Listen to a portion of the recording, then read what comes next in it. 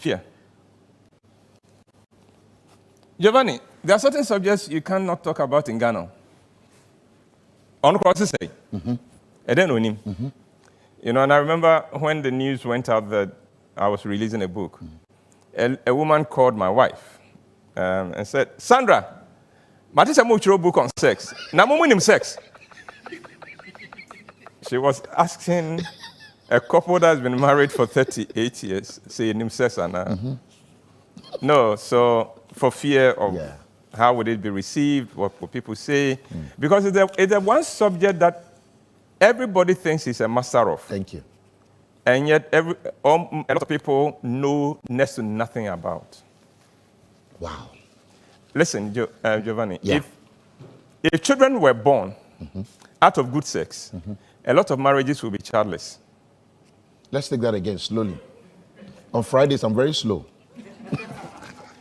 If children were born out of good sex, a lot of marriages will be childless.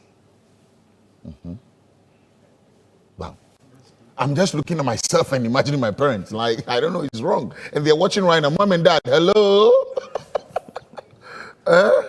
Because even though everybody thinks he knows so much about it, the majority have no clue what they are doing. Yeah. They have no clue what they are doing. But they go for counseling. They go to church. The counselors themselves don't, most counselors themselves don't know, so they don't even go deep into this. They will just get it. Yeah. You know, so if it's a Christian counselor, it's going to be, don't deny each other sex. True. You know, True. But what to do, and I tell a very interesting story of my own case. Okay. Where I had to take a book on sex into my honeymoon. I saw it came with an image. Is that it? Yes, that's it. Is this it? Yeah, this is it. Camera. This is it. And this is friendly for. Okay, I don't know if it's friendly for TV. It should be. It is. It's a drawing. It is. There's something there. And parents who are about to send their children home to bed, listen. You need to listen to programs like this so it can provoke a conversation between you and your children on sex. Okay. Otherwise, it's a difficult subject to broach with your children. True. But something like this may create an opening for your child to ask you a few questions. Mommy, what is ejaculation? Then that becomes a conversation. Yeah. But for all parents, I have news for you. Your child knows much more than you think he does. A friend of mine is watching television with his kids. The boy is 5. The girl is just about 3. And then he could see a sex scene coming on. So he changes the channel. The way they do it, so much style. Old boy. My dad is watching it. He's a pro in that department. The son looks at him and said, Daddy, I know why you changed the channel. Hey! And he said, Kojo, why? Why do you think I changed the channel? He said, because they are going to have sex. And he said, do you know what sex is? And he said, yeah, Dad.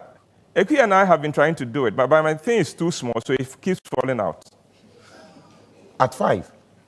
Yeah. 5 years? Yes. And Eki has a sister. No way.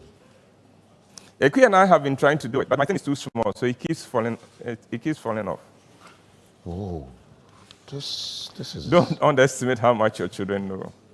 Wait, except that they know from the wrong sources. Okay, that's what I was going to. So the earlier you start engaging them so they can get the right apport from you, the better. Is it easier to blame the media for what the kids consume? Because I think that's where everybody goes. Like, blame it on the media, telenovelas. Social media, what they see. Do you think it's safe to blame it on the media? No, it is misguided. It is misguided. Because if your example and your relationship with your children is that close, what will happen is that if they see anything in the media, they will come to you. You'll be the first person they will come and ask. Daddy, mommy, see. Yeah, see this. What is that? And then, depending on how much confidence you've inspired in them, they will take your word over anybody's. Is sex overrated? Especially bad sex, terrible sex, yes. Good sex, we haven't even started talking about it. Can we? Yeah. Okay, let's do that. And I'm sure So let me define. Okay. Let me define what I mean. My definition of sex, my definition of good sex, is you building the act on the back of a deep emotional connection, respect, thoughtfulness, and care for your partner.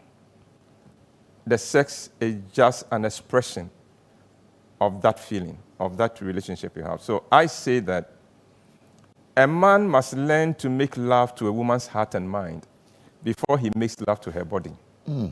Otherwise, what you're having is not sex. If all you do is make love to a woman's body, you haven't had sex. Whoa. All you've done is you've done penetration.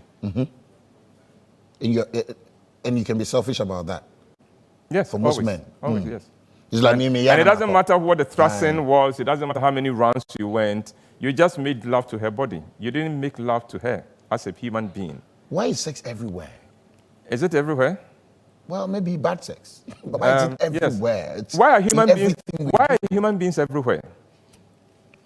Because one of the things we don't pay attention to is that we are spiritual beings, but we are also inherent in being spiritual is that we are sexual beings.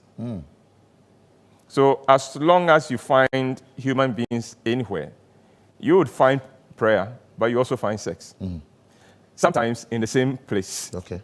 At the same time. Yeah. And that's sometimes what gets scary.